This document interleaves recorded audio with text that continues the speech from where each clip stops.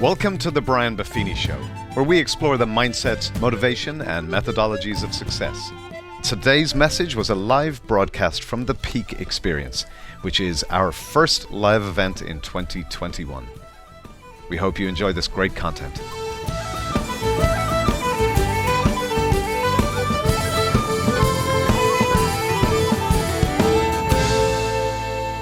You know, one of the things we want when we come to an event like this, all of us, we want to come away feeling a little better. And we all know we've lost a little pep in our step. Have you guys noticed some folks are a little grumpier? Have you noticed some folks are still kind of in isolation?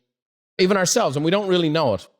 One of the dynamics is we're going to talk business models, we're going to talk insights, we're going to talk some great lessons. But the music of Motown is this amazing, amazing elixir. It's all about similarities, and it's all about bringing out the best, and everyone can connect to it. And here's what I'm going to do. I'm going to bring you into the magic of Motown and bring into a guy that for 66 years led one of the most revolutionary, transformative, best organizations in the world. You know, it's not enough to have talent. You have to have structure, organization, promotion. You have to have it all. And there's lots of talent that no one ever heard of. Some of you are going to hire people who have talent, who are going to do nothing with it. So what we do and what we have to do as leaders is understand, okay, how do I build my own Motown? How many of you watched the documentary Hitsville? Can I see your hands? Yes, you in the ballroom next door, I can see you. Raise your hands, raise your hands. Great, it was a good flick. Would you guys agree? Some great stuff. Well, I'm going to pull it apart like I normally do, and we're going to kind of dive in there, and we're going to talk about Barry Gordy. And this guy had it going on. He still has it going on. And the first thing that we can learn on making our business and life a hit from Barry Gordy is that you have to have a model in mind. You got to have a model in mind. You don't have to reinvent the wheel. You know, when I started Buffini Company, would you believe there wasn't a single thing that I actually invented? What I invented was the process, the packaging, and the presentation. So, for example, there were people out doing 3-day seminars. There were people out doing free seminars. There was people doing realtor coaching with coaches working from part-time coaches who were part-time realtors. There was Sweat Hogs. Remember Sweat Hogs? Floyd Wickman. So there was a training program. There was all kinds of things. Now, I didn't see the philosophy that I aligned with and didn't see the heart and soul. The Irish Motown was referrals. And I said, okay, 3 days, that's too long to get people away from their business. I'm going to go 2. And, you know, these people do a 4-hour seminar, which is a 4-hour sales pitch. I'm going to do 2 hours, and 1 hour and 56 minutes of it is going to be value. And if they never saw the people again, they're going to go, that was the greatest thing I've ever been to. And I saw churches have small groups, so we built small groups. And what happened was, before a pen was ever lifted on Buffini Company, I had a business model built out. Actually, at 33 pages in a binder. It burned up in the fire. I would have loved to have had that. But I had personality profiling, testing, small groups. I was going to do a program like Sweat Hogs, only about referrals, all these different things, and modify it and go through this. And I had a model in mind. And when we came out in the market, the seminar business was dying. And we came out and took it by storm and changed the real estate industry. So I've been through this myself. Barry Gordy, and this is key. You can learn from each other, you can learn and connect, but you can also learn from people outside our space. Barry Gordy learned how to build the most dominant musical force in history from what? From the car business, from watching the assembly line and how they did it, right? Let me take you back to the movie, and here's where he got his model from. He took the inspiration, and then here's the key, here's the word, he translated it. So you go outside, you take the information, don't duplicate it, you translate it. And that's why when you read these business books, a lot of them are written for corporate America, they're not written for a real estate practice or a small business owner. So we take that information, and then what's the word? Translate it. And he built a blueprint. He built a blueprint. Listen, you guys are entrepreneurs, I'm an entrepreneur. He built the blueprint. Don't be an errorpreneur. You got to have a plan. Now you'll adjust, but he had it. Okay, here's what I'm going to do. I'm find, sign, develop talent. I'm going to have writers and producers. We're going to unlock the talent.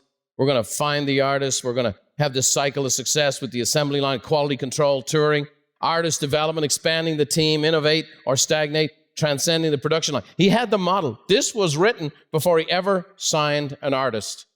I guarantee you that changed over time. Before you expand, before you grow, before you invest, please take the time to plan. If it's not in paper before you do it, you shouldn't put any green paper behind it. Does that make sense? A lot of times, and what am I filled with? A bunch of growth and development people in this room and next door. A bunch of growth and development people. We feel alive when we're growing. We feel alive when we're moving. We feel alive when stuff's happening. And we feel brutal when we're not moving. So in order to feel that energy of movement, we sometimes take risks. Risks are good things. But risks have to be calculated and planned. Are you guys with me? How many of you have ever gone like hell without the plan? Could I see your hands nice and high? What showed up? Hell. You go like hell without a plan, you go to hell. Okay? Business goes to hell. The finances go to hell. The health goes to hell. So have a model in mind. And that's where synergy comes in. That's why learning from each other can come in. That's why leaning into your coach can come in. That's why sometimes getting an outside perspective, that's why sometimes learning from other people, other industries. Don't duplicate it, translate it. Everybody with me? Next, build from your past experience. Build from your past experience. Now, he didn't go from an assembly line worker to build a Motown. He already had produced music. He already had songs. It was in his past. Your past are the breadcrumbs of the trail to your future, okay? You build upon your past to give you your present, to give you the future, okay? It's like me waking up, I want to be a dancer. I just want to be a dancer. Now, I tried that once in front of 5,000 people. Your past experiences and gifts build into your future. Does that make sense? So that's why we want to connect with that. Dennis Waitley, San Diegan, says everything that is past is either a learning experience to grow on, a beautiful memory to reflect on, or a motivating factor to act upon. That's the real way to look at your past and your past experiences of success and failures, okay? Next, you want to collaborate and create. You want to collaborate and create. You know, I don't come down the mountain like Moses with the 2 slabs of stone, and I have a vision, and this is how everyone's going to fall in line. Those things don't go very well. You want to collaborate and create. Here's a great tip for you. None of us is as smart as all of us. I would go to the warehouse and visit our folks over in the warehouse, and sometimes the feedback I get from the warehouse was better than what I was getting from the leadership. Leaders are great, smart, brilliant people, but sometimes someone with boots on the ground has something to say. And they're like, oh, yeah, would be better for the customers if we just did this, and this is kind of stupid. And you're like, whoever's responsible for that. Henry Ford, who built the assembly line, said coming together is a beginning, staying together is a process, and working together is a success. Can anybody tell me what Henry Ford's mission was in life? Making automobiles? His mission statement had nothing to do with automobiles. In 1908, Henry Ford read an article in a newspaper, said that 95% of Americans had never traveled more than 7 miles from their home. And Henry Ford had been given a gift as a child. He'd had a chance to travel. And his mission was, I want to find a way for the average American to travel. How do I do that? See, when you have a mission like that, your mind starts going to work. 3 years later, he was making $1 million a day. So it pays to give people what they need and want. Does that make sense?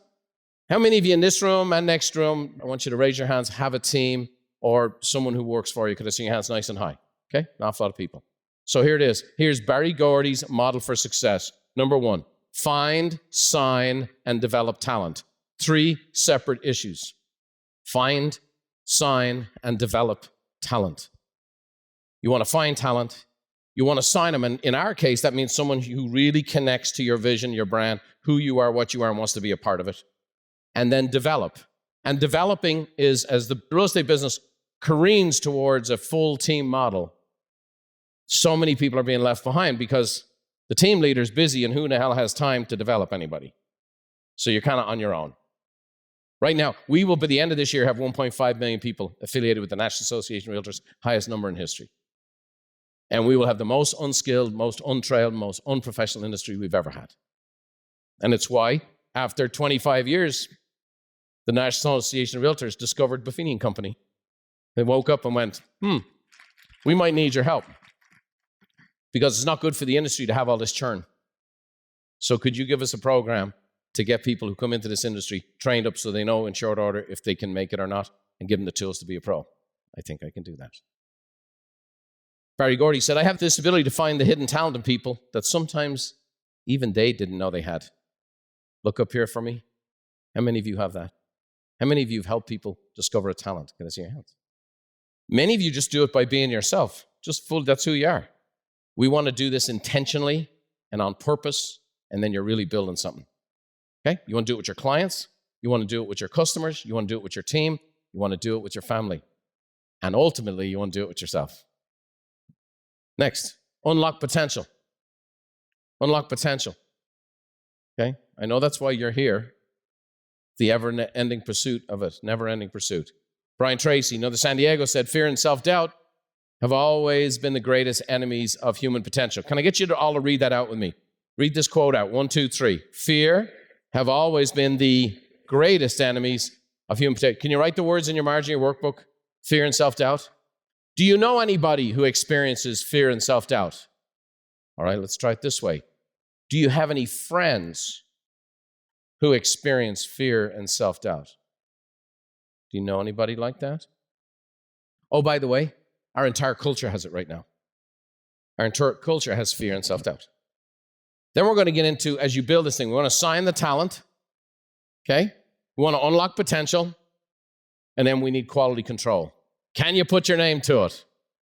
Can you put your name to it? The quality is everything.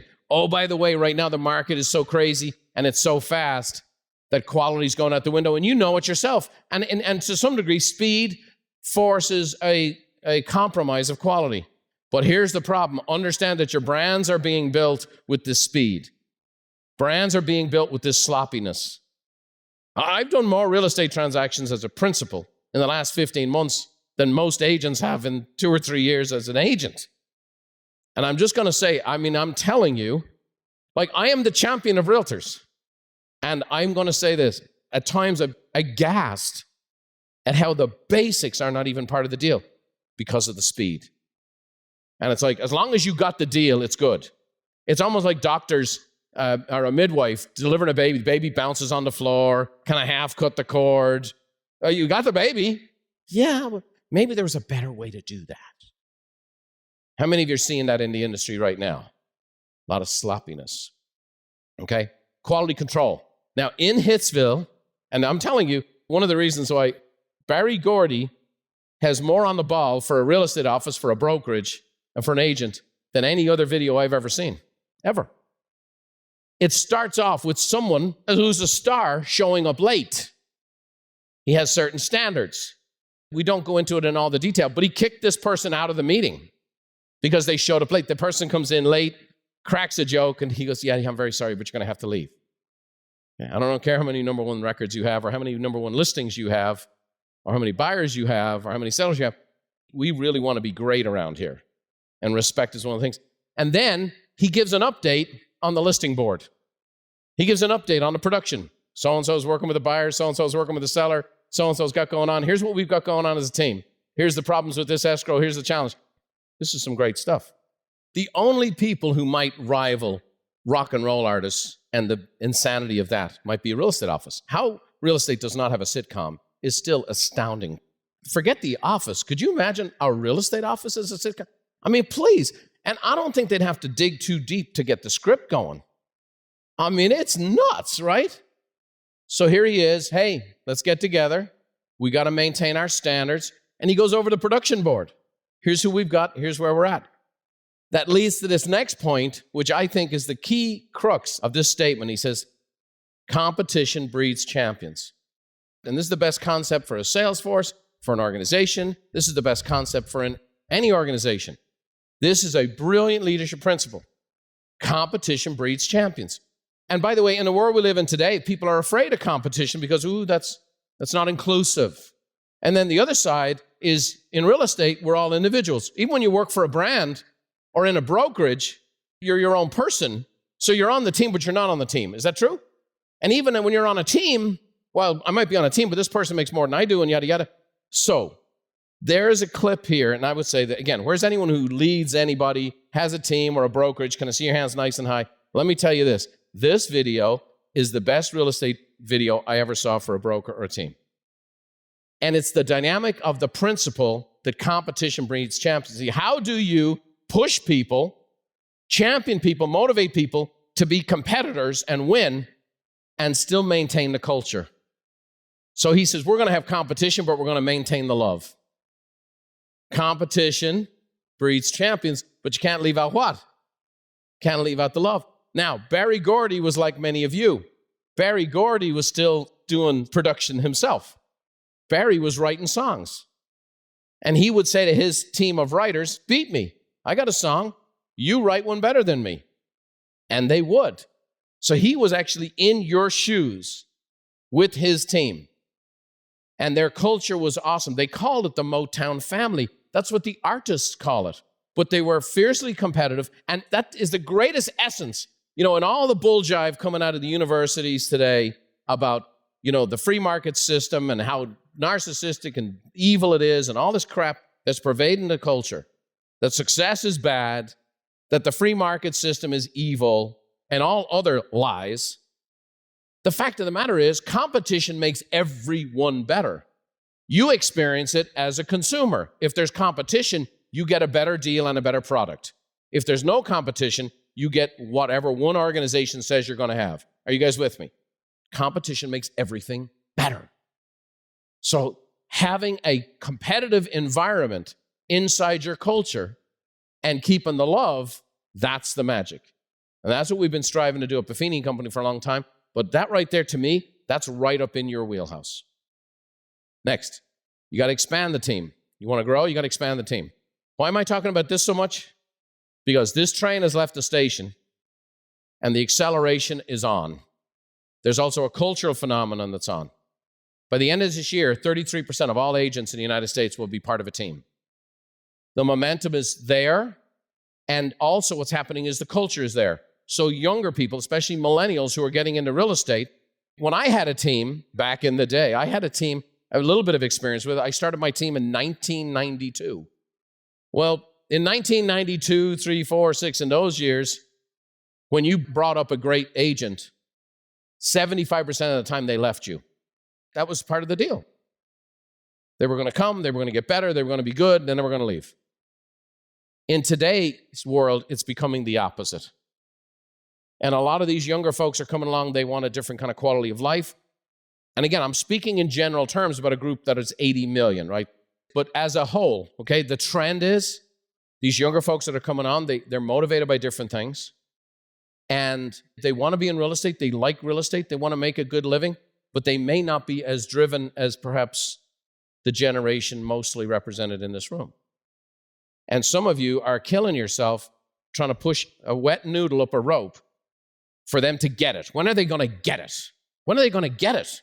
I'm pulling my hair out. When are they going to get it? No, when are you going to get it?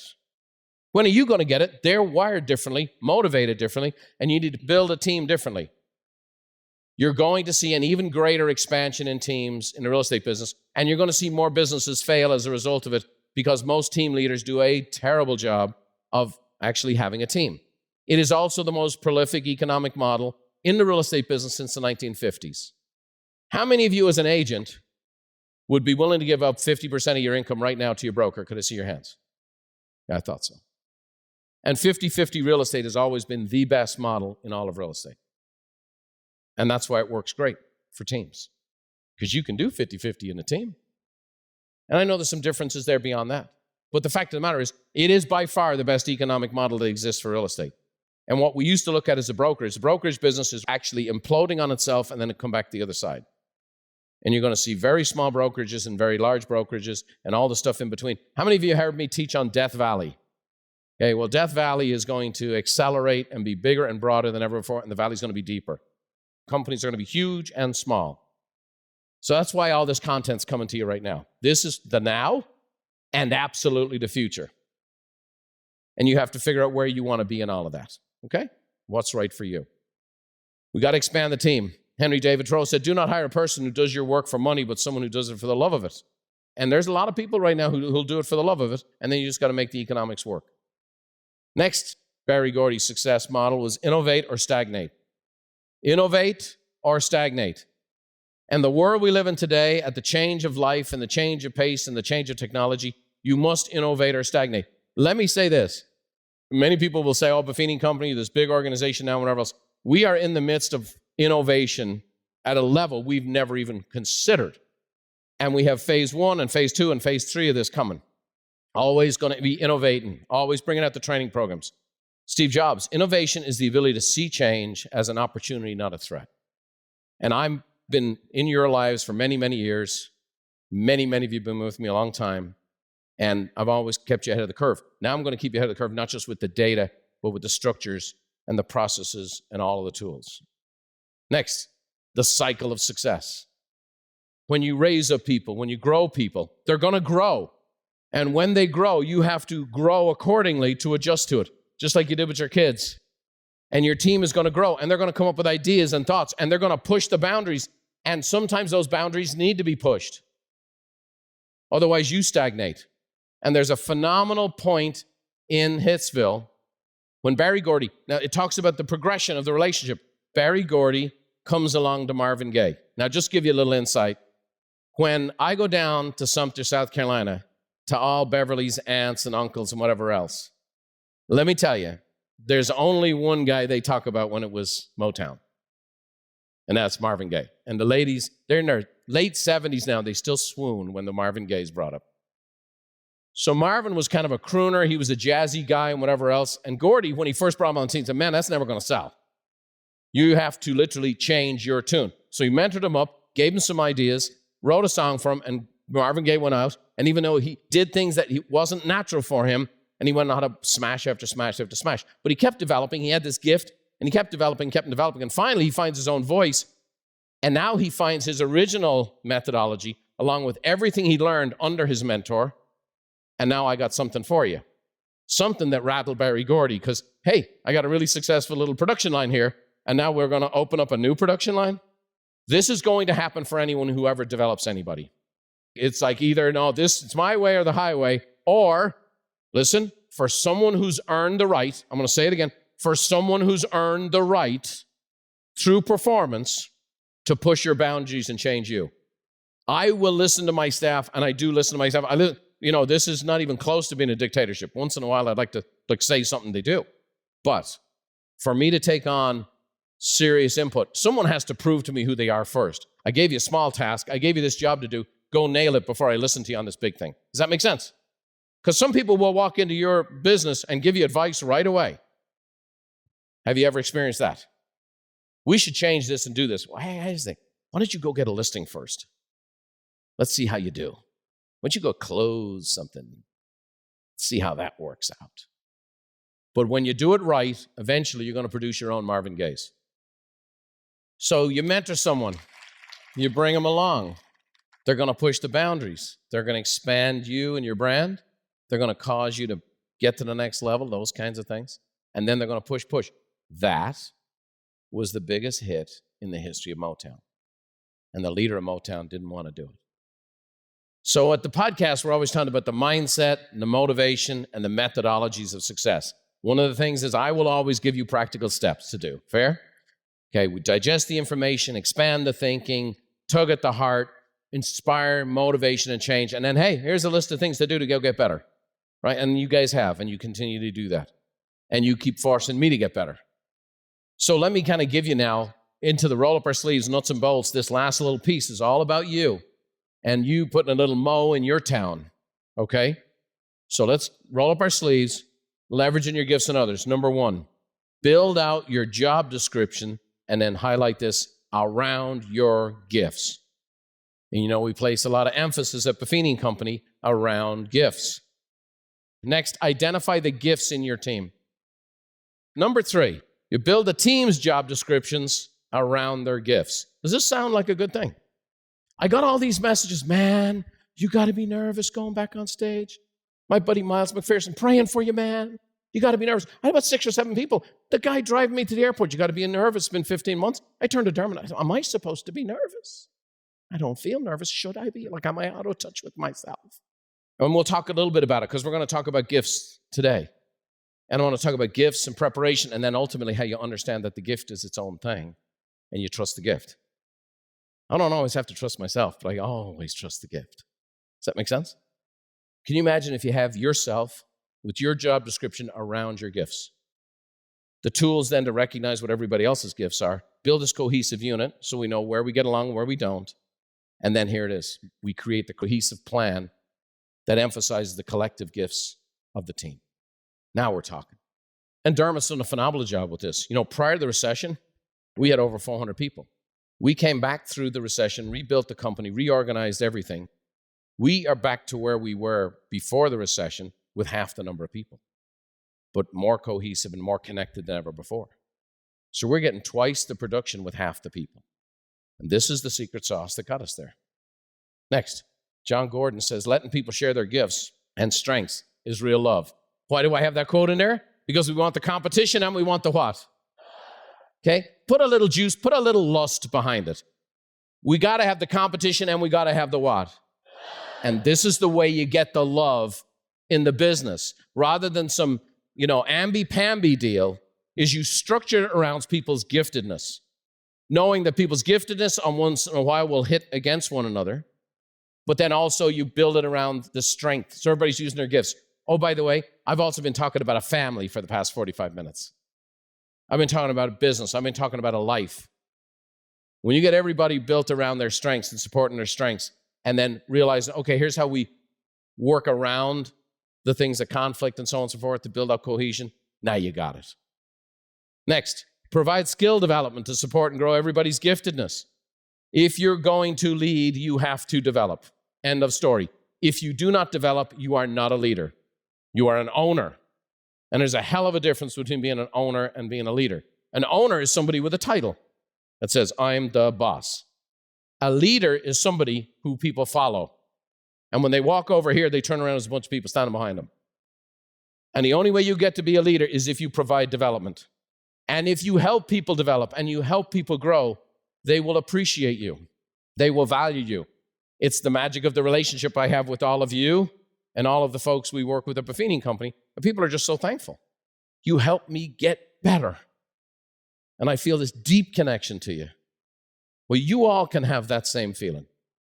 And that's where 25 years, and it took a pandemic for me to stop, time out, and to get it done. But this has been my dream for 25 years. And you guys have heard me on podcasts and this and that and the other, and you may not know the depth of what it means or how this will actually change real estate for the next 25 years. But it's the real estate career path.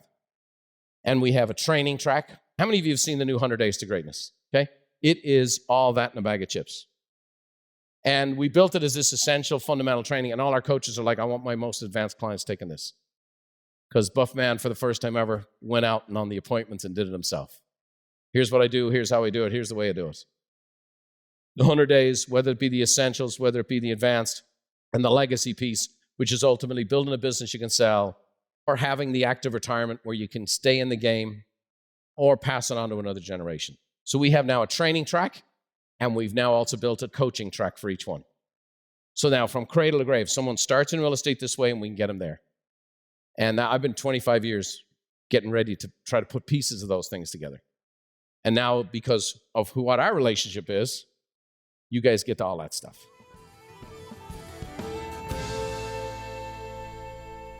Powerful message, as always, Brian.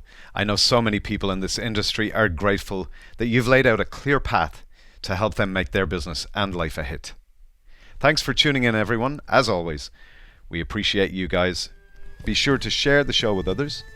And in the meantime, here's Brian's mum to send us home. May the road rise up to meet you, and may the wind always be at your back. May the rain fall soft upon your fields, and the sun shine warm upon your face. And until we meet again, may God hold you in the hollow of his hand. See you next time.